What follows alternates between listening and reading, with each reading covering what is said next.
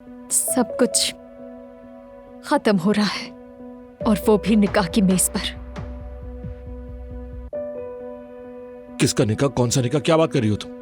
आयजा और उमर निकाह की तारीख लेने जा रहे हैं मेहमद, बल्कि निकल चुके हैं। लानत हो। नहीं, आयजा उस आदमी से शादी नहीं कर सकती, बस कह दिया है मैंने। मुझे वापस लाने के लिए जो जाल बिछाया था, ये सब वैसा ही गंदा खेल है। क्यों? मैंने ठीक कहा ना मेहमद? बस करो, अगर मेरे ऊपर कोई बात आई तो तुम भी नहीं बच पाओगी।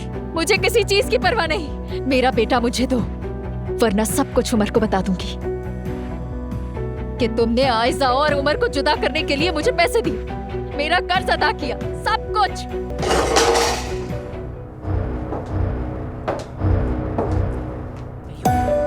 मैं जानती हूँ कि तुम दोनों मेरी बेटी के साथ कोई खेल खेल रहे हो।